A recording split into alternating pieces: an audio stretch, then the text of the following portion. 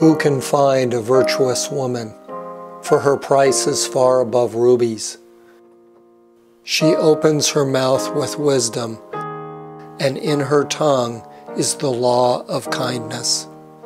Give her the fruit of her hands, and let her own works praise her in the gates. Proverbs 31.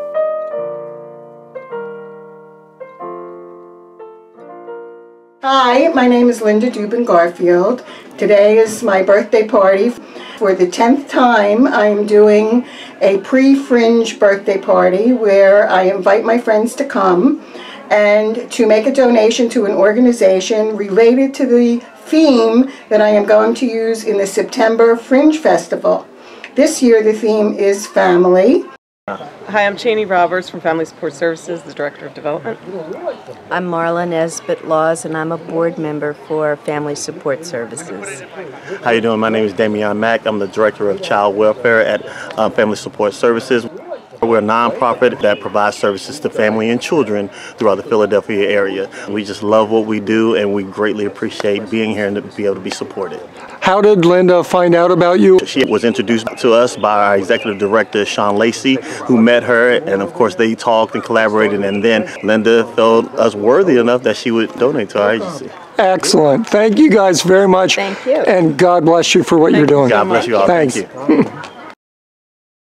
I make some of my own mixed media portraits, and then I ask people to make smaller ones related to the theme for them. And it's an installation down at the Book Trader at 2nd and Market. And I have 2 days when people come, and strangers off the street and people from the Fringe come and make theirs and add it to the installation also. What's your name? Kate. What are you making? I'm not sure yet. It's gonna just come out of me, so we'll see. Stay tuned. Hello, we're from Denmark, and we think this is a great initiative. And we love visiting Philadelphia as well.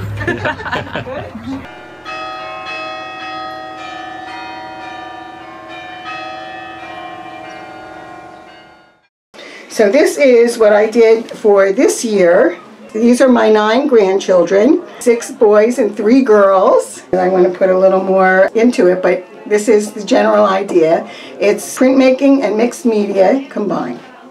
For the people downstairs, I have all kinds of mixed media materials, pictures they can use to cut out, stickers, colored pencils and crayons. I don't let anybody paint because it's a mess. And we really have a lot of fun. It's cutting and pasting, and then they write a paragraph about the theme and sign a release so that I can use it at the Fringe. It doesn't have to be representational necessarily. It can be abstract, whatever you want. You can use all the different materials, and sometimes when you look through the materials, you get an idea from what's there.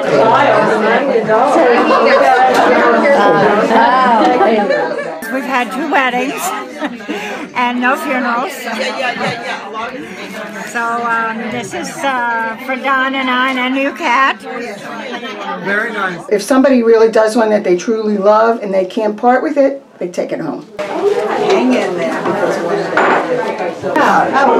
What am I trying to do?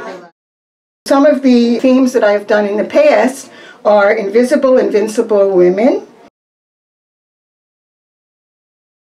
We are what we carry, pocketbook portraits. You read that wonderful book by Tim O'Brien about what they carried in Vietnam. So that sort of gave me the idea of pocketbooks, which are very important to women. If you look down and you think your pocketbook's supposed to be there and it isn't, you get like this sudden lurch in your heart, like, where is it? Oh my God, my whole life is in my pocketbook. I made these, and then I asked people, what was it that they carried, and how did that reflect their life? When your kids are little, you're carrying a pacifier or an extra diaper.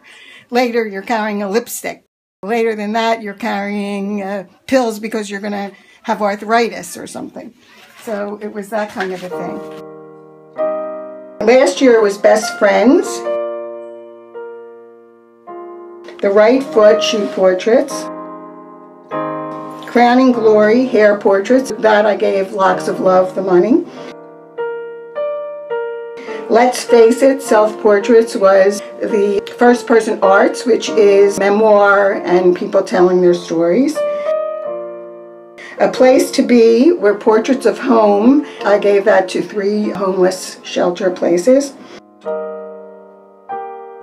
What Nurtures Us, food portraits. I gave money to the Food Trust. My Body, My Story was with torsos related to breast cancer, which I had had in 2012, and I gave the money to breastcancer.org. That I raised the most money for of all of them so far. And this year is family. So those are the topics that we've covered. Here's what it looks like. The shoes represent me where I am now. This banner with Chinese lanterns up here represents the culture that I come from. The ball represents my childhood, which was pretty bright and fun for the most part. And the books represent the stories of family that bring you to where you are today. I come from kind of an interesting family. We're big. I have lots of step siblings. Both my parents are remarried, but my family, blood relative wise, is not as big. So I interpret it more loosely than some people might. I interpret family as your tribe, not necessarily your blood relatives. So I have people with different colors to show that they're not necessarily related. You're in the Big Sisters program? Yes, And you brought your little sister? I did. So there's another way to interpret family. Is she a good older sister? Big sister? No pressure. Is she a good little sister? Of course. Family is where you celebrate and come to love, cherish, and hold as you become one of the great circle of life. As life goes on, people and family is how you talk about memories. That was beautiful. Very nice. What is the female equivalent of a mensch? I think a mensch. A mensch? I think a mensch is the female equivalent of a mensch. How about a menschette? Well, regardless of whether Linda is a mensch or a menschette, I wanted to learn more about how she got into art and philanthropy. I worked for the Philadelphia school system for 38 years, first as a teacher and then as a counselor. My last job was at Kappa, the High School for Creative and Performing Arts, where I would tell people to follow their dream and to follow their art. And I had been a hobbyist all my life. I wanted to be an artist when I was 8 years old. I was an art major in high school, but my mother absolutely refused to allow me to major in art in college because artists didn't make money and it was too bohemian. A very, very dear friend of mine, Myrna Capiston Bryn, when she died, left me $10,000 with the proviso that I should do something special with it. I had been going to the Mainline Art Center and taking all different kinds of things. And in the early 90s, I found printmaking, and that was my passion and love. Francine Shore, the teacher, was taking a group to Mexico, and it was very expensive for 1 week. So I said, Myrna is sending me, I'm going. And I was one of 12 women there, and I was the only one that did not call myself an artist. I considered myself a hobbyist. But I said, when I come home, I'm going to be an artist. Linda converted an unused bedroom into a studio, had cards made saying Linda Dubin Garfield, artist, the Dubin honoring her parents, and she arranged a show at a restaurant where she sold 11 pieces. I was in heaven. That was the beginning. Having worked for years for nonprofits, Linda knew PR, marketing, and how to find places to show. I would tell other people what to do and they wouldn't listen to me. So I started Smart Business Consulting.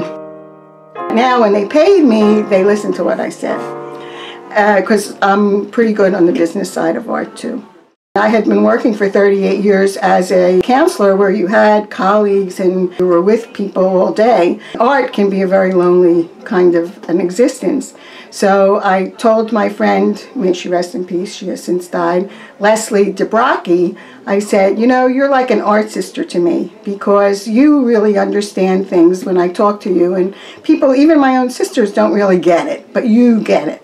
And we should start a group of art sisters. So we just celebrated our 10th anniversary too of Art Sisters where there's 25 women who support each other, and we donate to charity from every show we have. And I love it. I'm just so lucky that I want to share that and give it to other people. And my mother was always involved in charity work when I was a kid, and my sisters and I, we all do that too.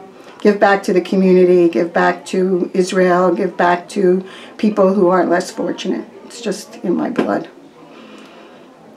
You are the most charming person. Linda, I am so glad I came to your birthday party. Well, thank you. Thank you so much. Yeah, it's really been fun. I really love to entertain. I love to have people over, and I like the different parts of my life to interact with each other. I have Orthodox Jews from my synagogue. I have people from the art world, people whose paths wouldn't normally cross. And that's what I love also about doing mixed media workshops at the Book Trader.